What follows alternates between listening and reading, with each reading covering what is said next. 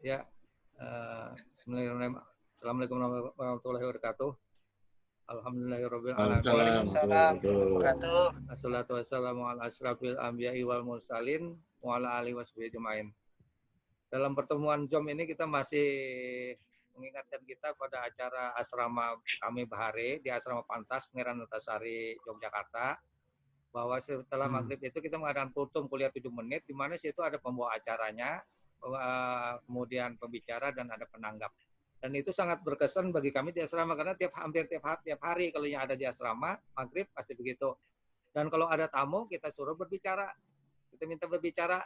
Mungkin di sini tamu ada yang program S2, ada S3, kayak rektor YIN ini siapa namanya, Kamrani Busri itu pernah kita waktu S2 kita minta bicara. Jadi setiap tamu kita mintakan bicara. Bahkan kunjungan Pemda-Pemda, wali kota, bahkan gubernur seperti Haji Said pernah berkunjung, dan kalau dia berada pada itu kita mintakan juga gitu lah. Jadi itu sangat kesan karena kita menghubungkan antara waktu itu karena jemaah masjid, jemaah musola itu kan apa namanya itu lupa saya selama itu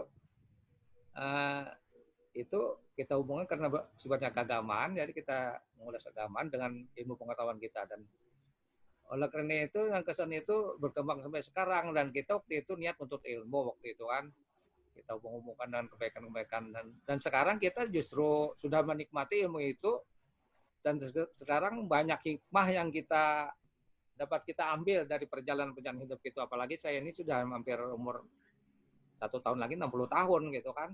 Nah, jadi kalau kita mengingat lagi bahwa man arada dunia fa'alaihi bil ilmi, barang siapa mendaki dunia maka baginya wajib ilmu. Man aradal akhirat tahu fa'alaihi bil ilmi, dan barang siapa yang menginginkan akhirat wajib baginya ilmu.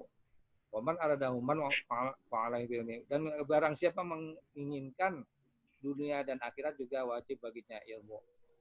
Nah, itu termasuk hal-hal yang perlu karena kita pelajar. Lalu situ juga kun alimat, jadilah kamu pengajar.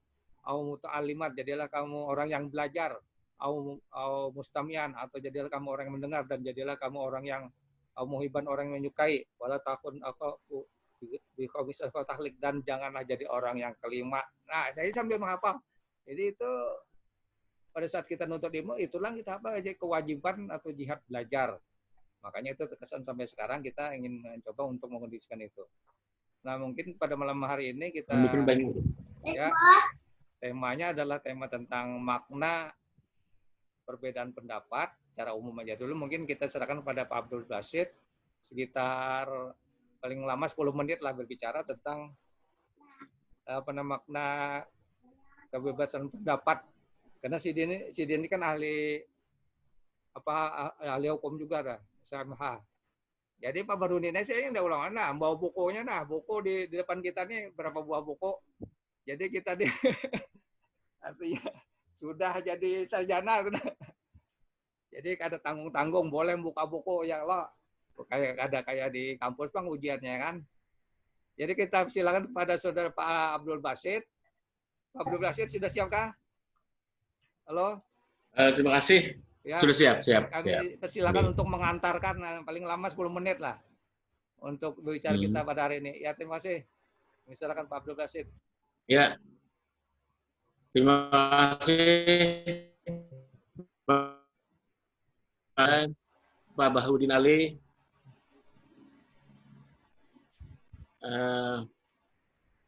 Kata beliau, kata Pak Andi tadi 10 menit ya. Mungkin ini tidak sampai 10 menit, Pak. Iya. Silakan aja. Kalau nama saya Abdul Basit, Pak. Abdul Basit itu advokat Banjarmasin. Biasa saya tergabung dengan Pak Andi Nudin. Dalam praktek biasanya di pengadilan ataupun di luar pengadilan dengan Pak Andi Nudin. Kebetulan kita berpraktek itu sejak tahun 2000. Kalau Pak Andi Nudin kan sudah sejak tahun 19 diluluskan oleh pengadilan tinggi zaman kita. 97 sama ya. Pengadilan tinggi juga. Tapi kalau beliau 1992-an Kalau kita 2000, jadi lebih senior beliau lah. Sesuai dengan makna kebebasan berpendapat. Sebetulnya kalau kebebasan pendapat itulah hak individu sejak dia dilahirkan ke muka bumi. Dalam hal ini karena kita dalam konteks bernegara, artinya kita setiap mengeluarkan pemikiran, pendapat, itu dijamin baik itu secara tertulis, lisan, atau dalam bentuk apapun secara bebas dan bertanggung jawab tanpa ada tekanan atau paksaan dari pihak manapun juga. Hal ini sebagai wujud pelaksanaan hak asasi manusia, Pancasila dan Undang-Undang Dasar 1945, khususnya pasal 28. Pasal 28. Karena kita berkecimpung dalam dunia hukum, jadi kebebasan berpendapat ini adalah wujudkan dari hak dan tanggung jawab dalam berkehidupan berdemokrasi. Yang jelas, segala sesuatunya itu telah diakui, dilindungi oleh Pancasila, Undang-Undang Dasar 1945 tersebut, khususnya pasal 28. Pasal 28 artinya setiap pendapat itu kebebasan pendapat itu dilindungi. Bahkan dalam hukum internasional pun apa segala macam. Nah, kadang-kadang juga kita dalam praktek dunia pengadilan itu banyak lagi, jangankan untuk penegak hukum seperti kepolisian, kejaksaan, hakim, dan advokat atau pengacara, itu satu tim pengacara pun kita kadang-kadang berbeda pendapat. Kadang-kadang berbeda pendapat. Tapi dalam hal perbedaan pendapat ini, kita ada sesuatu yang akan kita tuju. Seperti itu. Nah, mungkin itu aja untuk sementara dulu pengantar dari saya, makna kebebasan berpendapat tersebut. Ya, bagus Terima kasih. Terima kasih pada Saudara Basit. Memang saya membanggakan Undang-Undang Amandemen. Jadi dalam pasal bab 10A hak asasi manusia pasal 28, kemerdekaan berserikat dan berkumpul, mengeluarkan pikiran dengan lisan dan tulisan dan sebagainya, ditetapkan dengan undang-undang. Nah, ya ada itu. Pada pasal 28A, setiap orang berhak untuk hidup serta berhak mempertahankan hidup dan kehidupannya. Itulah banyak sekali, mungkin pasal paling banyak tentang kebebasan berpendapat ini dicantumkan dalam Undang-Undang Amandemen ini. Jadi dengan kebebasan, nah itu teman kita selamat datang Saudara Aspiani, Ketua LSM Lekam Banjarmasin, Lembaga Kerukunan Masyarakat Kalimantan. Saudara Aspiani bisa mendengar ya? Saudara Aspiani sudah bisa mendengar? Saudara Aspiani sudah bisa mendengar suara saya? Ya, kami sudah berbicara tentang makna kebebasan berpendapat sekitar 15 menit. Jadi saya kembali mengulang bahwa kebebasan pendapat itu dijamin dalam pasal 28. Dan bahkan dengan amandemen yang baru ini, bahkan sampai banyak sekali ya, sampai berapa itu saya ya, jadi sulit menghafalnya, tidak semudah yang Undang-Undang Dasar 45 yang aslinya.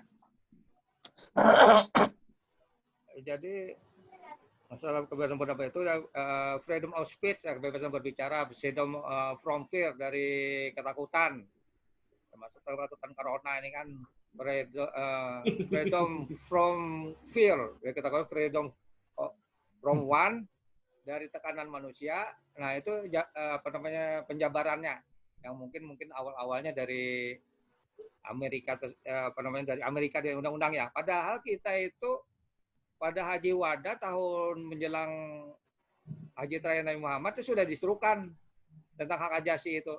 bahwa apa namanya dirimu, hak kamu, hartamu itu apa namanya dijamin dalam Islam tuh, artinya sudah sempurna. Nah itu sebagai perbandingan aja gak lupa itu. Jadi dalam haji wada itu penutupan haji Nabi Muhammad sebelum dia meninggal itu sudah masalah-masalah hak asasi itu diutarakan di sana.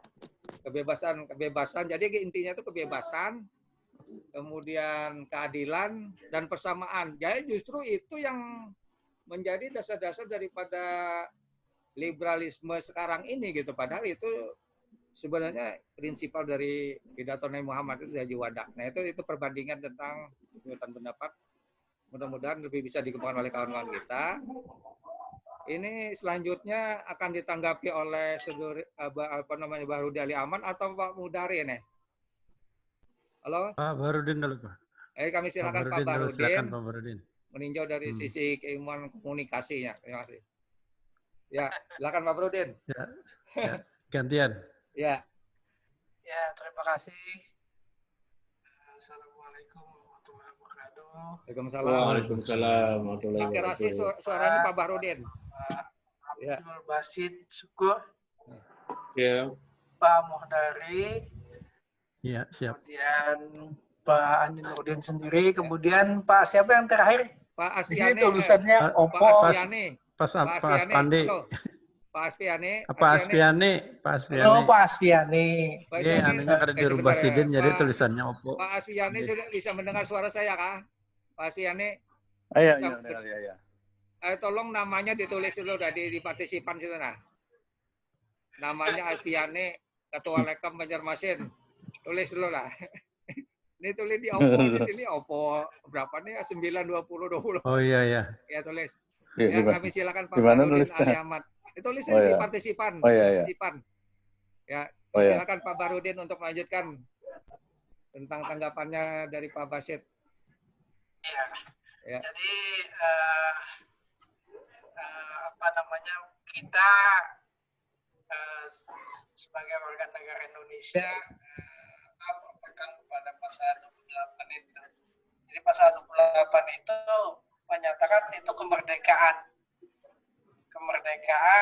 berpendapat dan kemerdekaan yang lain. Tapi di situ redaksinya itu bukan kebebasan, tapi kemerdekaan berpendapat.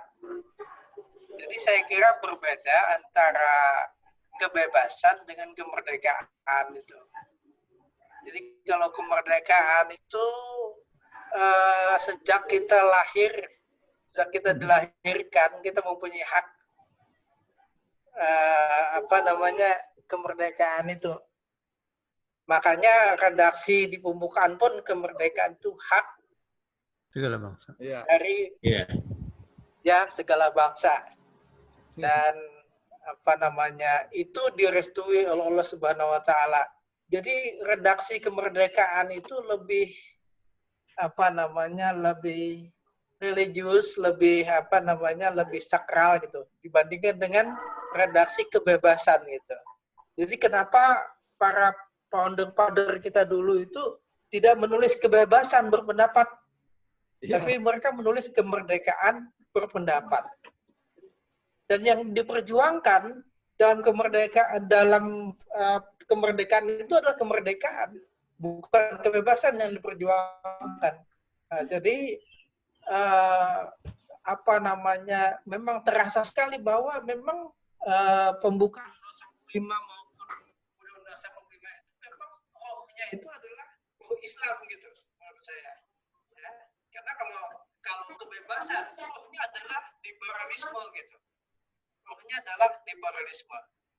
Dan liberalisme itu kan arahnya itu menentang moral. Dia bebas nilai gitu. Jadi arahnya itu kebebas nilai gitu. Tapi kemerdekaan itu tidak. Kemerdekaan itu mengarah kepada apa? Kepada menuju nilai-nilai ilahiyah gitu. Ya. Nah, jadi memang menurut saya memang yang lebih hajasi, yang lebih religius dan manusiawi adalah kemerdekaan, bukan kebebasan. Karena kebebasan itu pada saat akhirnya bisa mengangkangi kemanusiaan sendiri, bahkan bisa mengangkangi Tuhan. liberalisme yang melahirkan di LGBT itu liberalisme, kebebasan. Ya. Jadi menurut saya jangan sampai ini Undang-Undang 45 ini nanti diubah menjadi kebebasan. Ya. Jadi kita jangan sampai ketipu ini nanti. Jadi ke amandemen Undang Dasar 45 ini kan kayaknya sekarang arah-arah ini mau ke sana gitu. Nah, jadi kita sebagai umat Islam kemerdekaan itu yang harus kita pertahankan, bukan kebebasan. Nah, jadi kaitannya dengan berpendapat, kemerdekaan itu tidak maunya. Beda dengan orang yang bebas berpendapat. Orang yang merdeka berpendapat, dia kait dengan nilai-nilai merdeka berpendapat itu dalam tatanan nilai gitu. Tapi kalau bebas itu bisa melanggar nilai gitu. Jadi menurut saya kemerdekaan berpendapat itu artinya kita berpendapat tapi harus memperhatikan nilai-nilai, jangan sampai menyinggung orang, apalagi kita mencaci maki orang. Tapi kalau bebas berpendapat, nah ini bisa kita mencemar nama memaki orang dan sebagainya. Jadi sementara ini itu dulu dari saya. Terima kasih pada dulu. Pak Barudin. Mungkin yang lain Yang bisa. artinya Assalamualaikum kebebasan itu, warahmatullahi wabarakatuh. kebebasan dengan kemerdekaan itu berbeda ya kan. Kalau kemerdekaan itu sejak lahir mungkin dari yang maksudnya hak asasi manusia gitu. Kalau kebebasan itu ya seperti yang liberal ini mungkin kebebasan yang apa namanya diterapkan di Amerika disebut yang namanya liberalisme, kebebasan yang mungkin sampai tidak kurang memperhatikan wahyu lah istilahnya. Untuk selanjutnya mungkin Pak Modari sudah siapkah? Siap. Ya, kita silakan Pak Modari untuk mengemukakan pikiran-pikirannya tentang. Jadi, kalau Pak Modari ini begini, dari dosen dari ekonomi. apa ya? Sekolah Tinggi Stenas, Ekonomi. Pak. Nah, ya itu. Ini banyak yang tahu nih. Iya. Jadi begini, saya kira memang pandangan-pandangan itu tadi ada dua pilihan yang harus kita lihat, ada kemerdekaan, ada kebebasan. Jadi sama halnya dengan, saya kira dengan bidang ekonomi, ada kemerdekaan, ada kebebasan. Nah, sehingga Pak, dua norma ini ada norma-norma yang mengatur kita di dalam kehidupan perekonomian maupun kehidupan bertatanegara. Jadi ada norma, ada aturan yang jelas. Jadi kalau kebebasan, nah seperti halnya dikatakan oleh Pak Ali tadi, Baharudin Ali, bahwa kalau kebebasan bisa melanggar nilai, sama dengan ekonomi, kebebasan bisa melanggar nilai. Nah, makanya ada kemerdekaan melakukan ekonomi, sehingga ada aturan tata-tata nilai di dalam perekonomian yang kita lakukan. Kalau kita melihat dari sisi hukum daripada ekonomi itu. Makanya kalau kita kaitkan dengan tata nilai, maka di dalam berdagang ada tata nilai menurut Rasulullah, misalnya ada akadnya, ada perjanjiannya, tidak boleh membohongi, tidak boleh mengurangi timbangan, itu kebebasan kita berdagang. Tapi jangan sampai, kemerdekaan kita berdagang, tetapi jangan sampai kebebasan. Maka ada aturan. Ada aturannya apa tadi? Normanya adalah kalau kita di perdagangan, misalnya dalam hal melaksanakan timbangan. Nah ini ada dasar hukum. Maka timbangan itu setiap 3 bulan harus kita lakukan. Artinya kita lakukan tidak ulang. Agar apa? Tidak menyalahi aturan. Nah ini di dalam tata nilai. Jadi sehingga ada dua kata yang berbeda tadi, ada kemerdekaan dan kebebasan. Ini ada nilai-nilai tersendiri. Ada nilai yang lurus, ada nilai nanti yang tidak punya aturan. Nah ini yang perlu kita cermati dari sisi hukum. Sehingga tadi apa dikatakan oleh ini, harus kita pertahankan kemerdekaan, bukan kebebasan. Sehingga kalau biasanya terjadi di demonstrasi mahasiswa misalnya, kalau kemerdekaan berpendapat, maka ada sesuatu yang bisa disampaikan kepada pemerintah misalnya. Makanya ada tata nilai aturan. kada bisa menawaki kantor, misalnya menawaki orang berdemo dengan batu. Nah, itu sudah kebebasan. Jadi norma-norma nilai itu ada kebebasan sehingga tidak punya etika, sehingga bermasalah dengan hukum. Saya kira itu, Pak. Itu kira-kira menurut pemikiran saya di dua kata yang ini ada kemerdekaan dan ada kebebasan ini. Itu Pak Andi. Ya, Terima kasih ya. Assalamualaikum. Pak Mudari. Salam. Jadi ini selanjutnya nanti kita akan mendengar aktivis LSM Lekem, Lembaga Kerukunan Masyarakat Kalimantan.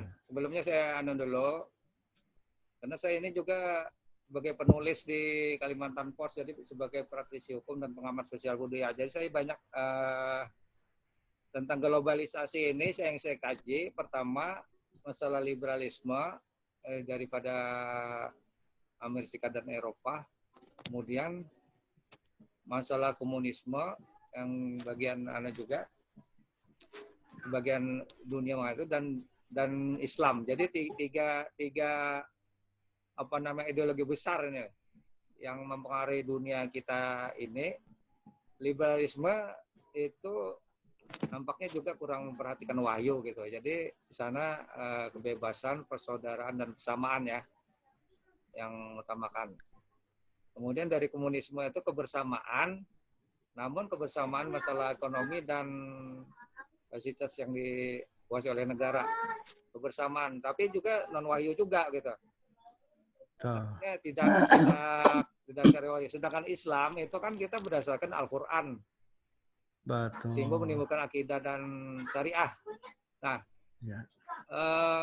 Tiga ideologi besar ini bersaing sampai sekarang gitu, dan itu akan melanda, bahkan gelombangnya itu sampai melanda sampai ke Indonesia juga kena juga gitu. Jadi kalau kita sebagai orang beriman tetap memperhatikan Al-Quran. Justru karena kita bertemu ini juga ingin mencari pendapat-pendapat, karena politik-politik liberal dan komunisme itu terus bersaing di dunia ini gitu. Bahkan kalau perkembangan sekarang ini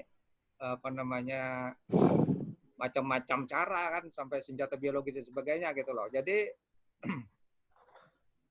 perkembangan zaman ini artinya Al-Quran ini tidak bisa, sampai sekarang Al-Quran ini tetap abadi, bahkan satu huruf pun tidak bisa digeser karena ada keterikatan masalah penjaga 19. Penjaga 19 ini asli ya. Namanya memang Bismillahirrahmanirrahim itu dari ba sampai mim itu 19. Nah, sedangkan istilah COVID-19 ini baru aja gitu. Dan entah kenapa jadi bisa sama, karena mungkin 2019 dari corona itu, tapi kalau penjaga 19 itu memang penjaga Al-Quran. Dan seperti 114 surah Al-Quran itu kalau dibagi 19 maka 6. Jadi 6 rak itu terdiri daripada 19 surat.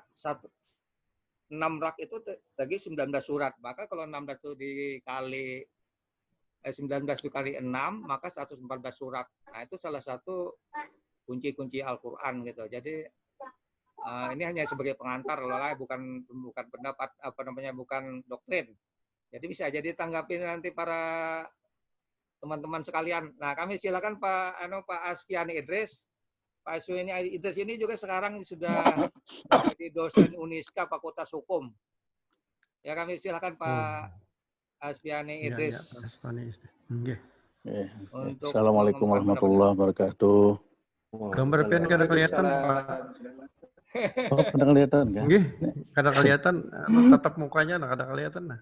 Ya, iya kah? Pada kelihatan. Ada tak kunci lah anunya lah, videonya, klik videonya. Oh, iya, itu dari cek lah. Nah, nanti masuk lagi teman kita. Sudah kelihatan lah. Belum. Dani Nurdani dokter dari Yogyakarta. Adingan ngolok. Yoning. Ada. Gimana cara anunya? Ada gambar kayak video tuh nah di bergaris kalau di bawah kalau ada unmute-nya itu sudah di kah?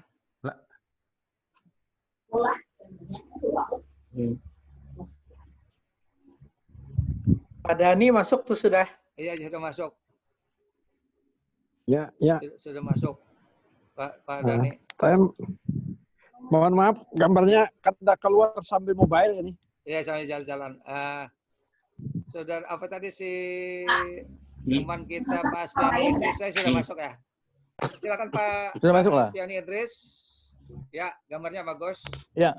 Jadi Pak Mudari sudah. gambarnya bisa diklik untuk dibesar di tengah. Diklik ya. Diklik gambarnya Pak Aspiani Idris. Oke. Udah bisa mulai kan? Ya silakan mulai.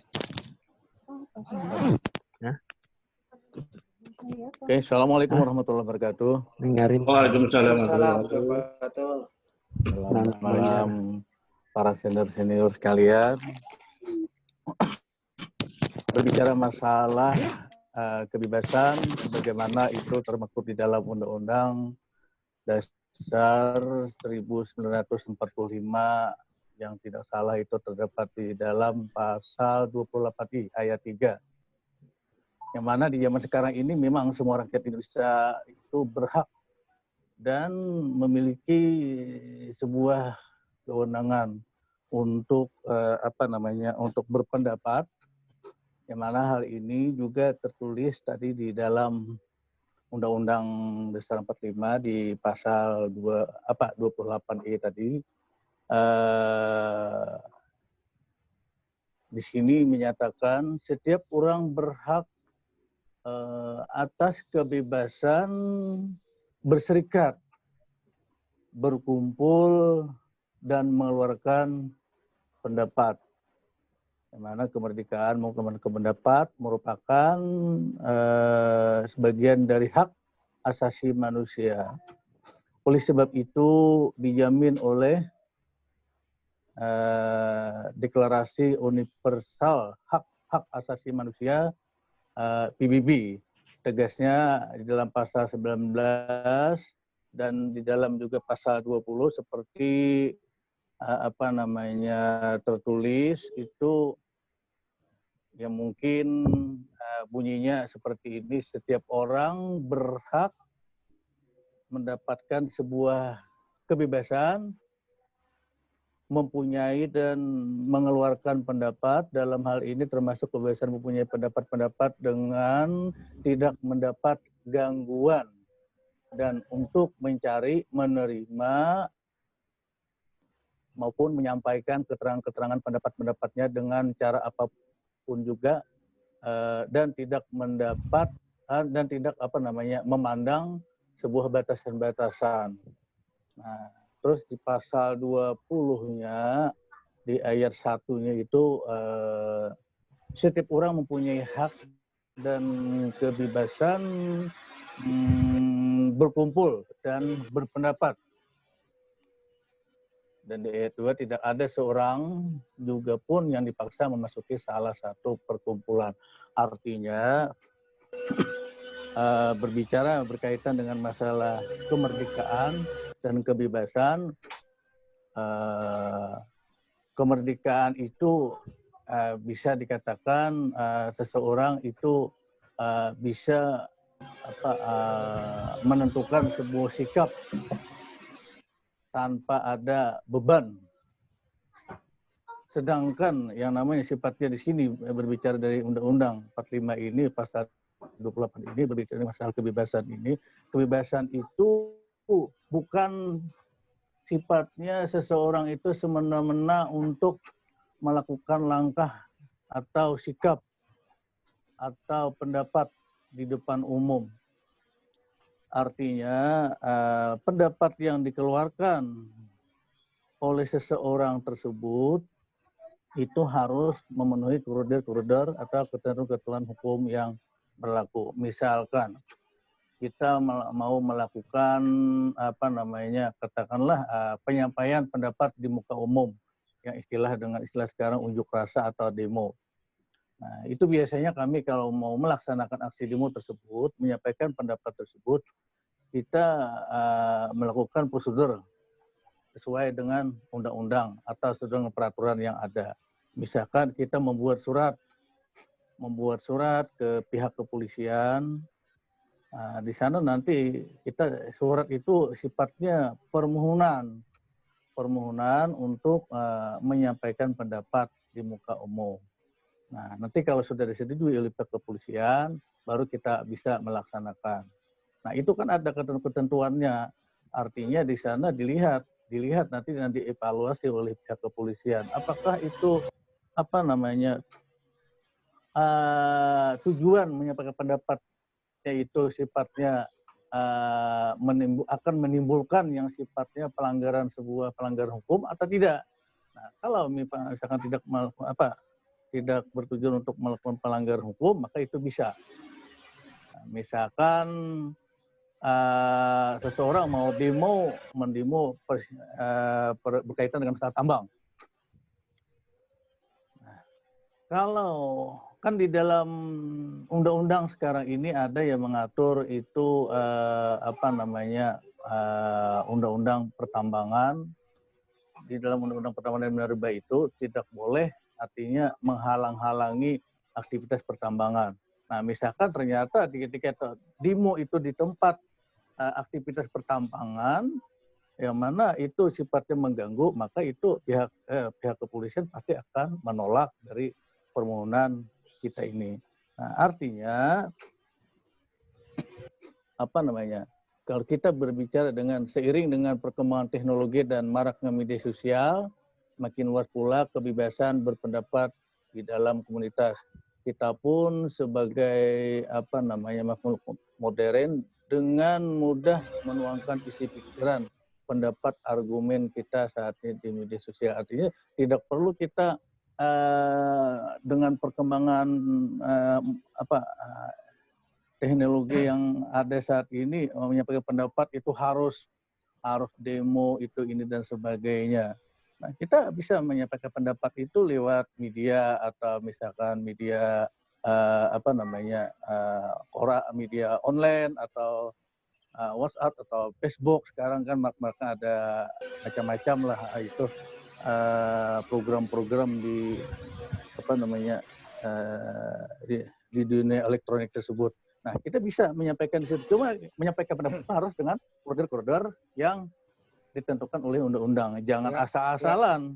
Nanti kalau asal-asal otomatis kan itu melanggar undang-undang IT lagi gitu. Halo. Nah, Gimana? Oke. Sudah bisa dipersingkat ya? Halo? Apa? Ya. Ya, halo. Ya. Saya kira cukup aja dulu ya. Nanti kita sambil berdiskusi, jadi ditanggapi oleh begitu. Ya. Oh ya udah, oke. Mungkin itu yang bisa saya sampaikan sedikit. Terima kasih. Assalamualaikum warahmatullahi wabarakatuh. Pendapat saudara Pak Aspiani sehubungan dengan masalah-masalah yang berhubungan dengan kritik-kritik atau tuntutan masyarakat yang bersifat LSM mungkin dengan demo dan sebagainya. Namun makin lama kan kita makin cerdas, jadi cara-cara yang lebih baik lagi mungkin kita pikirkan caranya bahwa dengan demikian kita bisa menuntut pemerintah hak-hak kita, bagaimana caranya kita bisa menuntut hak-hak kita ya kan pada kekuasaan pemerintah dengan lebih baik lagi daripada hanya sekedar mungkin demo. Artinya dalam perkembangan itu lebih maju lagi. Seperti inilah, seperti kita berbicara ini, bagaimana seseorang atau kelompok itu bisa mengumumkan secara keilmuan, kan dalam-dalamnya menampilkan bukti-bukti dan sistematik. Nah, itu menurut Sidi Morder ya, yang diambil oleh guru saya Pak Ashar Bashir untuk membuat buku-buku tentang hukum-hukum syariah. Untuk selanjutnya kita lanjutkan. Ini Pak Mudari keluar kan ya? Pak Mudari masih kah? Untuk selanjutnya kami kembalikan kepada Pak Abdul Basit Syukur. Pak Abdul Basit Syukur. Iya. Ya.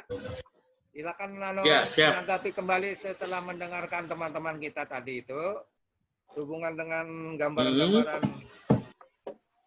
kebebasan berpendapat, kalau di undang-undangnya kemerdekaan berserikat dan berkumpul, mengeluarkan pikiran dengan lisan dan tulisan dan sebagainya ditetapkan dengan undang-undang. Ya, gimana, ada tanggapan lagi Kang? Ya, ada tanggapan sedikit. Ya. Terima kasih Pak Haji Bahudin Ali. Memang kalau dalam pasal Pak Bahudin Ali, iya. Nggih. Ya, memang di dalam pasal 28 itu memang sudah ditegaskan itu masalah kemerdekaan, bukan kebebasan. Nah, tapi paling tidak dari awal itu kan memang dari awalnya itu kemerdekaan, dengan ada kemerdekaan itulah ada kebebasan. Mungkin seperti itu, Pak. Gitu. Memang saya setuju dengan apa yang Bapak sampaikan. Artinya yang ditujukan oleh pasal 28 itu adalah masa kemerdekaan, bukan kebebasannya. Tapi paling tidak dengan adanya kemerdekaan maka sehingga adalah kebebasan mengeluarkan pendapat, Pak. Gitu. Yang jelas memang oleh kawan-kawan yang lain tadi juga ada payung hukum masalah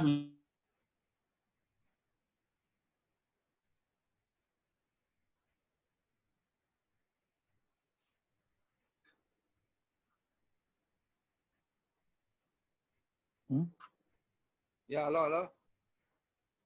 Halo, ya, Silakan. halo, Ya, suaranya hilang. Saudara Basit. Halo.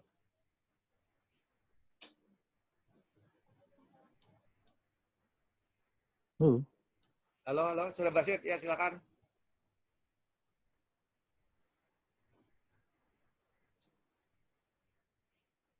Mungkin di Ya. Kedengaran di ya, Basit? unmute mungkin di tempat Pak Basit.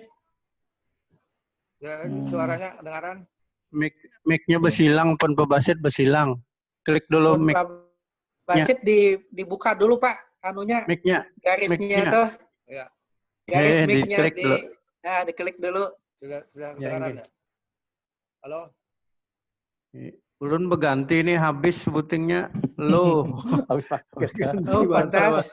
Pakai Android. Ya, Saudara Basit, sudah kedengaran? Belum kedengaran lagi, masih unmute. Belum kedengaran, Pak. Pandi aja yang mano, yang di unmute Pandi. Klik akan Pandi. Klik akan Pandi bisa tuh. Ya. House klik. Iyalah. Pak Basit, sudah kedengaran suaranya? Halo. Pak Basit. Halo, Pak Basit, sudah kedengaran? Belum. Kedengaran suara. Kalau suara kita mendengar sih, Din. Suara si Din kita akan mendengar. Halo. Di wadah Sidin di unmute tuh. Ya, mic-nya Pak Basit. Kedengaran nggak suara Mic-nya Pak Basit? dibuka, Pak. Mute-nya tuh dibuat jadi unmute, Pak. Ya, betul. Ya, kedengaran. Klik. Pak Basit. Di Pak Andi di telepon aja. Di telepon, Pak. Pakai HP biasa di telepon. Halo. Padahi Pak Basitnya padahi. Sudah mulai Telepon aja, kedengaran nih. Suara anaknya kedengaran nah. Halo. Pak Basit. Ya, sudah bisa mendengar Pak Basit? Halo? Sudah bisa mendengar? Sudah bisa mendengar? Suara saya? Halo? Pak Basit sudah bisa mendengar? Ada kedengaran ya suara Basit ya? Halo? Belum bisa ya? Ya.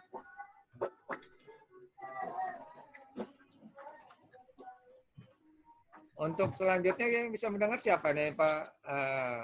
Halo, Saudara Basit, saya bisa mendengar ya? Belum bisa mendengar ya? Mana gambarnya? Nggak kelihatan. Andi, gambarnya mana? Ya. Gambarnya nggak kelihatan. Ini sudah Basit. Udah kelihatan? Nah, sini remote dulu.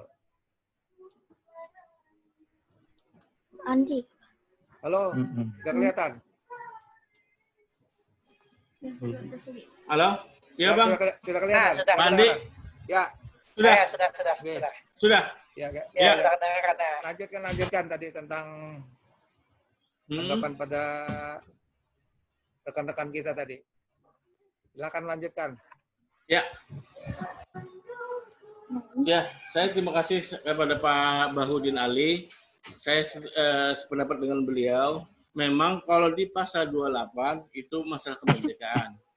Nah, tapi memang kemerdekaan di sini saya menganggapnya itu yang umum, yang lebih spesifiknya itu kebebasan. Memang kalau untuk kebebasan apa segala macam itu ujung-ujungnya kan kata beliau tadi ya bisa lebih banyak mudaratnya seperti itu kan gitu. Tapi dengan adanya kemerdekaan maka sehingga ada kebebasan, Pak, kebebasannya gitu. Nah, baik itu masalah ide-ide atau gagasan apa segala macam yang dituangkan dalam lisan, tulis atau apa segala macam yang dibuat secara bertanggung jawab, yang jelas saya bertanggung jawabnya itu. Tapi dengan apa yang beliau sampaikan tadi itu adalah masukan. Beliau lebih sukanya kalau Pak Bahudin kan sukanya tentang kemerdekaan. Tapi itu menambah khasanah bagi kami, Mbak. Terima kasih. Itu aja, Pak. Ya, terima kasih. Terima kasih. Sama-sama.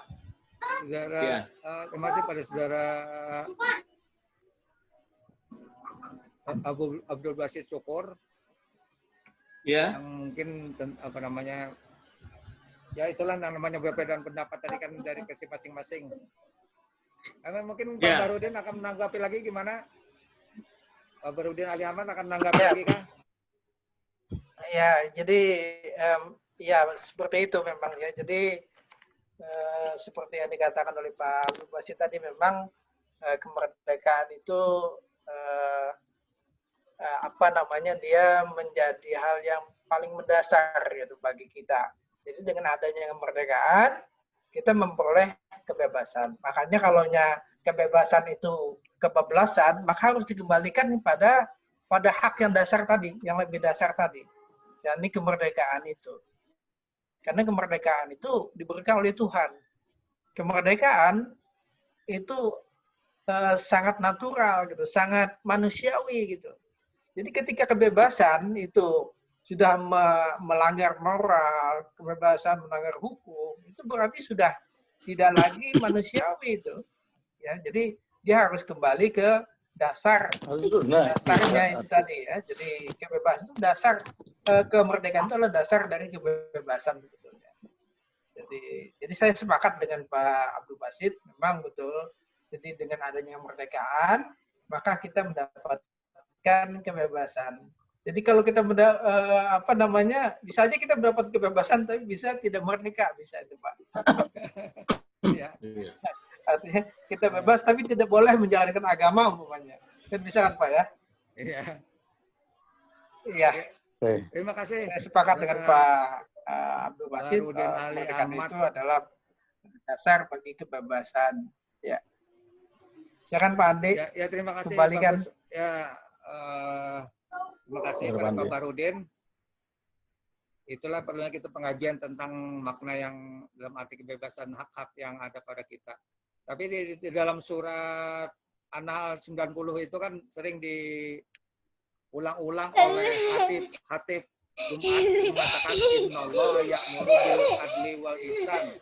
Perintah Allah untuk menegakkan keadilan dan berperi kemanusiaan. Wa ita idil qurba wa yanha 'anil fahsya'i wal munkar wal baghi ya'izukum la'allakum tadzakkarun. Berbuat baik kepada keluarga, menyerukan kepada kebaikan, mencegah kemungkaran dan menghindari permusuhan. Nah, Allah mengajarkan kamu sesuatu yang apa namanya yang baik buat kamu. Nah, lakum yatazakkarun.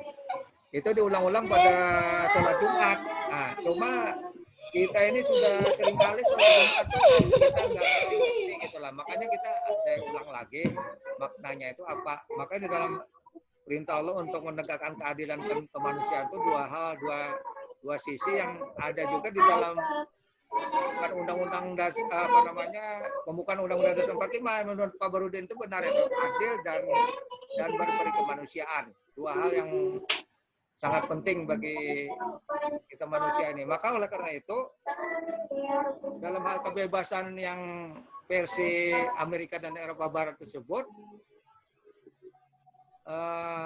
akhirnya banyak melanggar aturan-aturan dalam Al-Quran itu, karena manusia ini sering melanggar aturan-aturan dalam hal penyimpangan akidah dan syariah, menimbulkan liberalisme dan komunisme. Penyimpangan terhadap hukum perkawinan menimbulkan AIDS dan LGBT. Penyimpangan itu penyimpangan terhadap perkawinan ya. Penyimpangan terhadap makanan dan minuman menimbulkan seperti corona ini, SARS, penyakit SARS dan MERS dan corona ini itu penyimpangan. Jadi kalau kita penyimpangan terhadap Islam itu, ya manusia yang membuat penyebab musibah yang ada yang akibatnya juga menyerang umat Islam itu, ya mereka yang mungkin karena liberalisme terlalu bebas. Sementara komunisme juga sama aja juga bebas juga, cuma masih bersatu, non wahyu juga gitu loh. Nah inilah beberapa tantangan kita di dalam globalisasi sekarang ini. Nah, seperti corona ini, alhamdulillah kita telah memberikan wudhu sebagai sarana untuk mencegah virus. Suaranya agak kecil dan putus-putus. Iya. Suaranya kecil dan agak putus-putus. Putus-putus ya? Halo. Masih mendengar masih? Kecil, suaranya kecil sekali. Mungkin menambahkan sedikit, Mang Andi. Ya, silakan. Halo. Ya, saya akan berakhir sampai 9:30 ya. Silakan. Menambahkan sedikit, tadi mungkin tadi belum sampai. Sebenarnya kalau kita berbicara berkaitan dengan masalah kebebasan, itu antara kebebasan dan kemerdekaan itu kemerdekaan itu tidak identik dengan kebebasan itu tidak identik dengan kemerdekaan. Akan tetapi apalah artinya sebuah kemerdekaan tanpa kebebasan? Karena apa? Yang namanya kebebasan itu kan kita ada kebebasan untuk berpikir, bertindak, apalagi berperilaku dan berorganisasi, termasuk kebebasan menjalankan ajaran agama sesuai dengan keyakinan masing-masing. Nah, sedangkan kemerdekaan tanpa kebebasan identik dengan penindasan dan dipastikan berbuah kesengsaraan. Oleh karena itu kemerdekaan tersebut merupakan sebuah peluang untuk mengaktualisasikan kebebasan agar daripadanya lahir sebuah kebahagiaan yang hakiki. Mungkin itu tambahan sedikit tadi. Ya, terima kasih. Mungkin ada tambahan dari kawan, Pak Modari akan menambahkan. Halo, Pak Modari. Silakan Pak Modari akan menambahkan. Pak Modari mendengar ya? Halo, Pak Modari. Di-mute dulu Pak Modari, di-mute dulu, di-unmute dulu anunya. Sudah siap. Ya, silakan menambahkan. Iya, pas Pak. Kada ingat. Berganti Bang tadi, jadi yang sebutin tadi lu anunya apanya internetnya. Iya. Jadi apa yang ini, salam buat Pak Said Asbihani. Salam juga buat kawan kita si ini yang sudah pensiun itu, dekan satu. Dekan apa dekan satu yang Pak Anu itu? Nah, jadi kalau pandangan saya ini kan kawan-kawan bicara tentang hukum. Nah, sekarang saya bicara tentang hukum dikaitkan dengan bidang ekonomi. Jadi ada kemerdekaan, ada kebebasan. Tadi kan saya katakan itu. Jadi dikatakan oleh Pak Asbihani, kemerdekaan mencetuskan kebebasan. Nah, kalau kebebasan itu luar biasa, maka kita akan kembali kepada kemerdekaan lagi sebagai dasar hukum yang hakiki. Nah, sekarang saya minta pandangan dengan kawan-kawan. Jadi ada kemerdekaan, ada kebebasan di bidang ekonomi. Nah, saya kira kalau sampai orang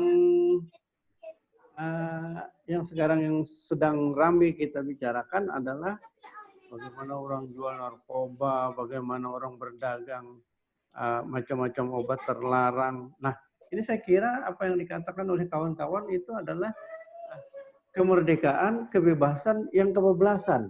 Nah, sehingga ada dasar hukum pengikatnya. Apabila orang yang seperti itu, maka akan landasan hukumnya, maka dia akan kena pasal-pasal tertentu. Nah, itu sehingga tadi apa?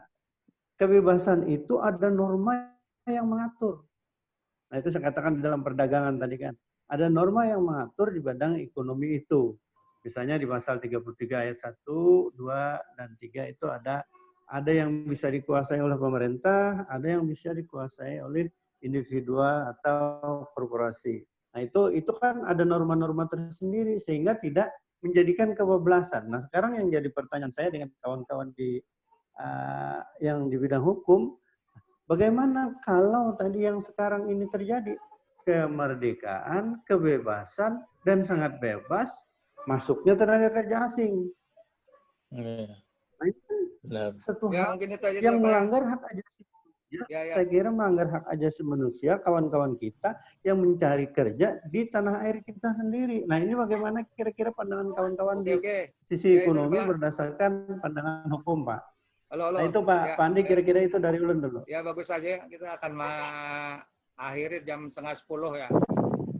Jadi itu makanya kita berbicara tentang makna kemerdekaannya, itulah otomatis kalau dihubungkan dengan kasus-kasus di negara kita, ya hubungannya seperti itu. Mungkin kita perlu tata diri, ya kan, tata negara dan tata buana. Jadi apakah tata negara kita ini yang mengalami dalam hukum tata negara gitu loh, yang banyak terjadi loncatan-loncatan sejak tahun 2000 itu loncatan-loncatan hukum dalam tata negara itu seperti seperti tidak rasional gitu lah. Mungkin kita perlu lagi menata negara kita supaya lebih baik lagi. Ya mungkin itu saja yang kita kita bicarakan pada hari ini. Kita nanti akan bertemu lagi ya, nanti kita akan buat lagi jadwalnya. Terima kasih kawan-kawan semuanya ya yang hadir pada hari ini. Mudah-mudahan berkah dan rahmat Allah menyertai kita semua untuk tetap menghubungkan agama dan ilmu pengetahuan. Terima kasih. Assalamualaikum warahmatullahi wabarakatuh. Ya. Waalaikumsalam. Assalamualaikum semuanya. Sampai jumpa kita memandikan pulang ya. Alhamdulillah. Amin. Silaturahmi ya kan kita di sini. Iya.